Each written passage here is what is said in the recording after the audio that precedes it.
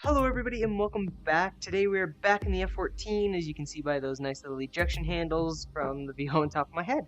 So, we are going to be covering a topic known as coordinated turns. They've been covered by some of the other guys, but they didn't necessarily go into depth of what a coordinated and what an uncoordinated turn is.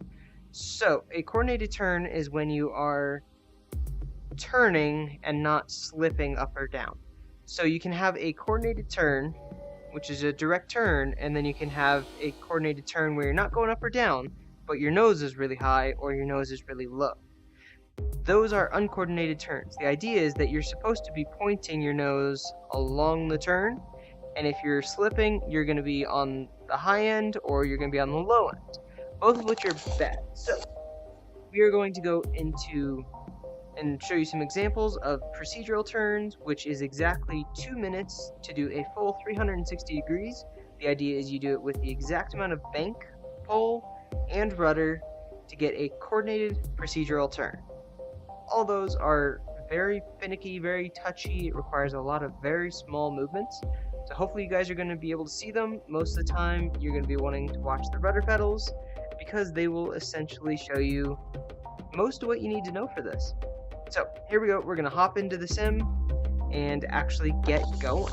If you look right here, this is how you tell if you're in a coordinated turn or not. We're currently a little bit left, so I'm going to step on the ball. So you're going to give it right rudder if the ball's on the right, left rudder if the ball's on the left. So here's some left rudder, that's too much, so now we got to give it a little bit less, which means step on the ball. The right ball, now it's a little bit of left. Now, that line that keeps going back and forth, this horizontal line that keeps going towards these points, that is how you tell what kind of turn you're in and how long it's going to take you to make a turn. So, this is no turn, right in the middle. There is also a 4-minute turn, which is halfway in between. That's a half bank turn. And then there's a 2-minute turn, which is a procedural turn, which is when you are exactly on the second notch, making a 2-minute 360 degree turn, which is hard to do at high speed, but there's your 2-minute turn. So it will take us exactly 2 minutes to go around in a full 360 degrees. To illustrate most of this, we are going to dive down on, I believe that's a Napa. So we're going to go down there and we're going to do some low passes to demonstrate coordinated flight as well as uncoordinated flight. One of the benefits of an uncoordinated turn is that you can step fully on the right rudder, get a huge amount of drag from that gigantic tail that just shoved itself out in the wind. There's another one over there. But basically both of those just generated a huge amount of drag. And the idea is that we would need to get down low quickly. So we're going to drop absolutely everything. And I bet you we can probably make that runway without pointing our nose down.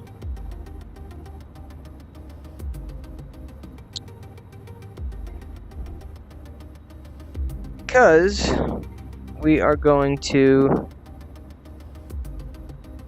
use the slip. And that's essentially eating a massive amount of energy. We're still going towards the runway like this, believe it or not. So we're looking at the left side. Flying left, there's a stall, so that's a little too much. We're going to lose a little bit of what we just got because of that. Alright. Trying to get her down. Getting in all sorts of funny business, but if you can't tell, we're in these gigantic turns, dropping almost straight down. That is one of the benefits as well as one of the negatives of this. We're going to fly straight over the runway with our nose pointed at the end of the runway. Now, there's a right to left wind. I'm completely off the rudders, which means we're getting pushed off to the right. We don't want that. We want to fly over to the right, which means we got to put our nose off to the right. We're now in coordinated flight, but we're flying to the left. So if we want to put our nose down the runway as well, we got to give it some left rudder. But if we give it left rudder, we're also going to roll right, and we're also going to yaw right, which means we're actually going to make that small right turn. Alright, we'll give it throttle. But we need to roll it just a little to the right to keep going straight down the runway. And when you touch down, you always want to touch down on the upwind side wheel first. So since we've got a right to left crosswind, we're going to actually touch on the right mains first. Fun comes in when, let's say we want to look at that tree over there. So if we do a direct flyover at 800 feet, we're going to lose it pretty quick. Now we could go sideways, but that's nowhere near as much fun. Gears up. So we're about to lose the tree. Unless we keep our descent, which we accidentally got into, we're not going to be able to see the tree much longer. So if we actually give it some right rudder and some left roll, as well as some throttle, because this is a very drag intensive maneuver, we can see the tree and we're almost right over it. Whereas when we don't use the rudder, we lose it a lot quicker. Not too much, but it's an application that you could use for it.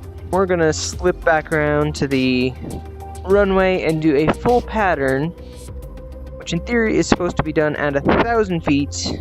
We are going to need a coordinated left-hand procedural turn to get lined up with that runway over there. This is also the type of turn that the air traffic controllers will expect you to make. So if you're going to be flying with ATC and they say, give me a left-hand turn, they're going to expect that to take you. So if you're going to do 90 degrees to the left, they're going to be expecting that to take you roughly 30 seconds to complete. If they give you a 180 degree turnaround, that should take you a full minute to complete that turn. If they tell you to give a 360 for spacing, something like that, then you're actually going to need to do a full 360 degrees, which should give you 2 minutes of separation. So aircraft are supposed to maintain about 5 minutes of separation. The number varies depending on what you're flying. Like fighters, they need 30 seconds. There's not a lot of turbulence that comes off these tiny little wings. If you're following a 747 in a small fighter, you need the full 5 minutes. Alright, so let's do that left-hand procedural turn. So we're going to give it, go left, bounce the rudder, get it just right in the middle. We need a little bit more roll, a little bit more pull. Now, if you give it more left rudder, it will actually turn harder to the left, but it will be an uncoordinated turn. So you actually have to roll all the way over. Well, not all the way, but you have to roll farther instead of giving it more rudder. It's measuring altitude out of the bottom of our aircraft, which doesn't really help. So we're going to come in super duper low. I like it. Now, if you look at it, we're going way too quick. We're nowhere near that. No, we're nowhere near where we need to go. So we're going to give it some left-hand rudder, right-hand roll. We're just going to let the drag from this slow us down. We're trying to slip it, get ourselves pretty close. We're getting pretty close. Now, instead of slipping it to slow ourselves down, we now need to slip ourselves so that we are going straight down the end of the runway. So we're going to give it just a little bit of left rudder. We're going to point ourselves right down the runway. And this is taking a little bit of right roll.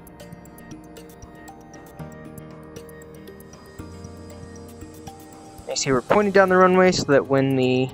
Oh, beautiful. Oh, that's so much fun.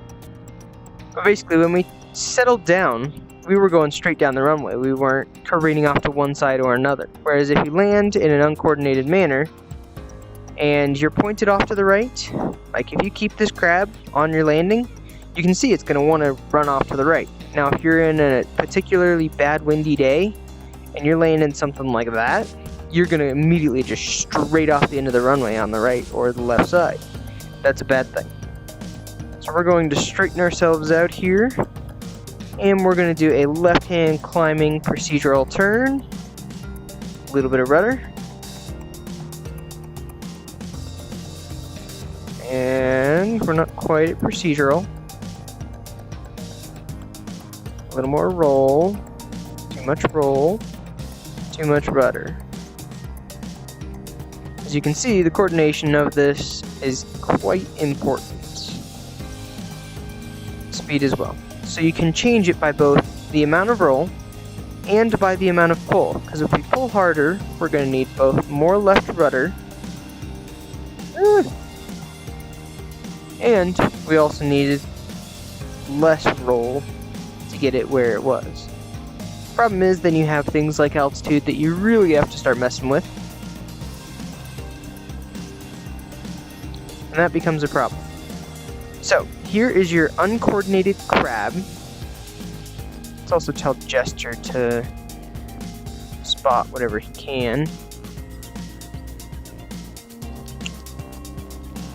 Let's fly these 1,000 feet. Hi, runway. Look, Ma, no hands. Oh. Once we get to the end of the runway, we're going to start a small descent. And we're going to start going down. Don't want to go down too fast. There's a little hind over there, so we're going to go hunt him in a minute. But we're going to come around and we're going to do a last second correction where we kick the rudder to get ourselves lined up, which is exactly what you want to do when you're in a crosswind landing. So, we are plenty far out. We're going to begin our left turn, left rudder with left roll. Then we're going to come off the rudder just a little bit. We're technically going a little fast on this landing. So we want to give it... There's our 2-minute turn. A little more pull. There we go. Right there. Love it. A little more gas because we're getting a little low. That'll help us come up a little bit. There we go. And we're actually a little too close, a little too slow. So we're going to roll out of our turn. Roll in just a little bit. As you can see, we're flying less and less coordinated. Our velocity vector is coming down to the left, which basically means that there's a right to left wind. Gear is down. We are under 500 feet. And we are on speed, on glide slope. Flaps. No slats this time. Oh, no flaps this time either. Do not put the flaps down at this altitude. It's a bad thing. So, we need to get that vector lined up. It's sometimes easier to slip it in from here, which is where you give it just a little bit of left rudder. Or you can do it right at the last second. So, coming into land, give it a little left, give it a little right. There you go. I gave it a little too much. And we're going to take off again. So essentially what I did there is that right before we touched down, I kicked the rudder to the left to point us down the runway, and then I rolled us right so that we wouldn't get blown off to the left.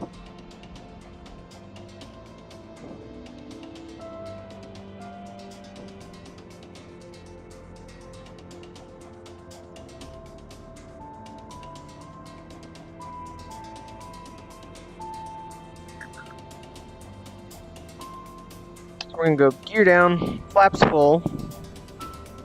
This thing's going to panic at us. Boards in.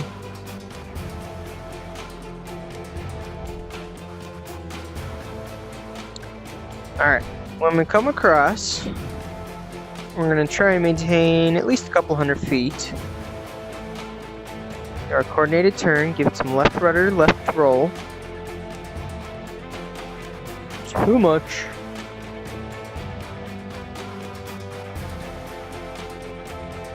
Get our coordinated or uncoordinated, depending on how you look at it, turn going.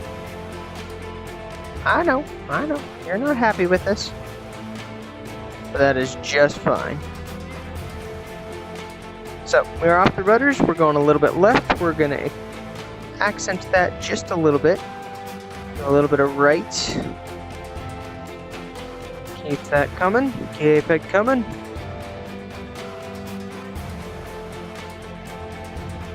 Let's see, how low can we go? How's sideways? Now you do have to worry about tail stalls.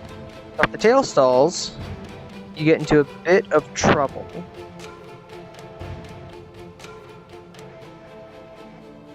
But as you see, we are a little bit right roll. We are left rudder, and we are just following that line right down the runway. Woohoo! This is all just a balancing act of pulling on the stick, rolling, and using just a little bit of rudder. 200. That's nice. We're going to give a little bit of right rudder. Sorry, left roll, left rudder, right roll. Get ourselves lined up for this landing.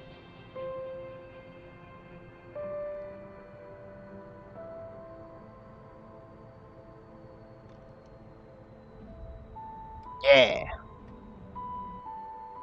Get on that yellow line. And we're just going to turn it in and park wherever. I think you're supposed to be on those lines. Here, we're going to walk it around. We are nice and tight. We're going to actually just walk it all the way around. Pretend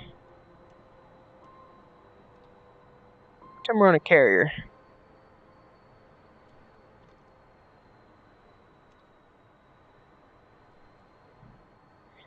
She's a long jet. So when we walk it around, we're actually going off of the back wheels instead of the front ones.